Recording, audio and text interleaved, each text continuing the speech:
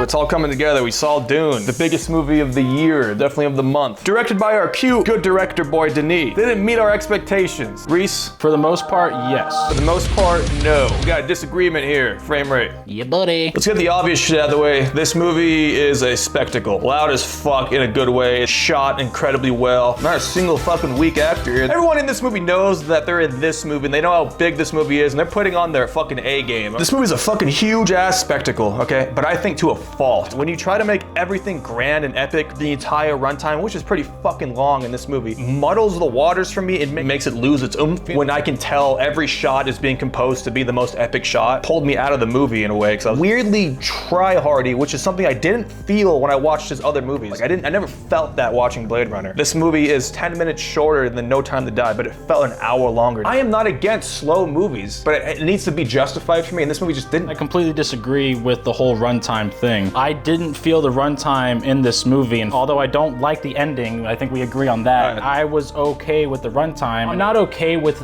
self-indulgence in film. It is annoying, especially when you can tell. But for this movie, every shot was a spectacle. Immersed 100% the entire time in this movie. I was never pulled from it because the CGI was so consistently good everywhere. It's been so long since we've gotten a movie with good CGI that when you do get it, you're like, oh fuck. I've seen Denis' other movies and I see this movie and it felt like a downgrade to me. His writing and stuff is so much more memorable and his movies are always feel like they're moving more forward, they're more impactful. Well, it's based off a book, Evo. He's doing the book. Like maybe don't make a fucking film about Dune, or at least not in this way. See, that's where I disagree. This movie was designed and built around the book. Most of what happens that's really fun and exciting on screen is going to take place in part 2. The part 1 was setting up the story, fully understand what's going on. I know the characters, I know the names of the families. That's kind of rare, especially in sci-fi, especially with something as fucking confusing and difficult to understand as Dune. That means you can thoroughly enjoy the second one and not be confused about anything. Choreography here, I think that was also a disappointing aspect of this movie. I think there is one bad aspect, and that's how some of these fights were filmed. They weren't always in frame. Yeah. You don't always see what's happening. Could have been choreographed a lot better, and it could have been in frame a lot more. No, there's no blood here. It's one of those stories where it's not fully necessary. I think it would be necessary, because this movie tries to be so mature and it's so dark and brooding to show the impact of death. A very prominent thing in this movie too, kind of takes that away from me. I'm sure they'll be shown more in the sequel, but I was kind of bummed out by the lack of visuals on the sandworms. What we saw was super cool. Loved it. It's great. And the one that we did get was actually kind of disappointing. Shout out alert. Oscar Isaac was looking fucking fine in this movie. Gentleman. And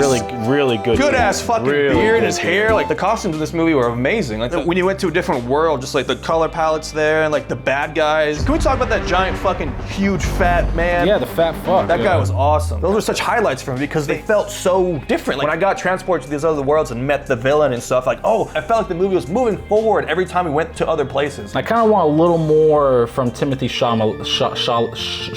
main guy? Charlemagne. Like I get it, like it's the character, but I don't know what it was. I feel like I just need to see a little more acting grit. But the actress who plays his mom in this movie, she did a really good job. Some things should just stay books, I think. Some things should stay a video game, right? This movie just didn't feel fucking worthy enough. Like the desert looked amazing, but it's just a fucking desert. It's like Tatooine, no Mos Eisley. Like I didn't care about the fucking planet, you know? And the reason they're there for the spices, like it was so just whatever. Like that's another point right there. I disagree. I think this movie did it best as it could. Yes, there's some things that could have made it even better. Source material, chock full loaded of good shit to make a movie out of. You can make a movie about any fucking book you want. They did one about the Bible. Remember that movie with Mel Gibson? But it needs to justify it for me. People are putting a lot of fucking weight on the sequel, and that annoys me. Like this movie sets up so many things that the second one still has to fucking deal with. Like, is this second movie gonna be a 4-hour movie? It feels like this movie has so much more to say, and the second movie isn't even gonna be enough to say all of it. So do you trust Denis? We hold him very high, as this was designed for 2 parts. So you have to put your faith in the guy that we like and trust. Point is that this movie itself is already a lack of trust for me. I think that's unfair. Until you see the second one, like, could you imagine if he was like, he's like, I get what you're saying, Evil, but trust me, dude, wait for the second. I don't think that's a good point to make. Like, when I watch movies, when I watch any other book adaptation that has multiple parts, I can watch the first movie and be like, man, that was good, like, fuck yeah, and I'm excited, and it feels complete. This movie didn't feel complete at all. How many book adaptations are there with first parts and like, you watch the first movie and like, I understand what you're saying.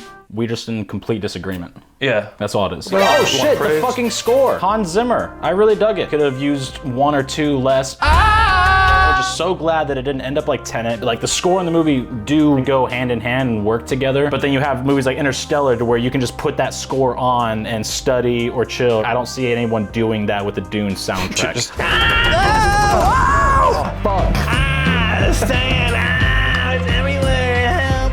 I'm gonna give this movie a 7.5 out of 10. From start to finish, I was fully immersed. I understood everything I saw. It was fucking beautiful to look at. The set design was perfect, especially with all the costumes. I understand it could have been a little better and fixed a couple of problems. In the end, I fucking love when the sci-fi genre is given due justice and handled by a competent team and a director. Very excited for the sequel. I'm giving this a 6 out of 10. So close, dude. It's just missing that factor of like, oh, me actually giving a fuck about the movie, when especially the way it ended. I was like, really? Oh, you're really banking on this sequel? I'm so annoyed that I don't fucking like it that much. I'm so annoyed that I didn't fucking care. That hopefully the sequel will just flip a switch for me and I'll look back on this movie and think, wow, that was so justified. But right now, it's not for me. And that's a shame. Okay, well, that's it. Dune, fuck. It happened, it's out. We watched it. It's finally came out. We don't have to wait for it anymore. Go watch it. Yes. Go watch it. I still recommend you watch it. But yeah, that's it. I'm gonna go watch Blade Runner 2049 now and enjoy those spectacles and those sounds. But yeah, we'll see you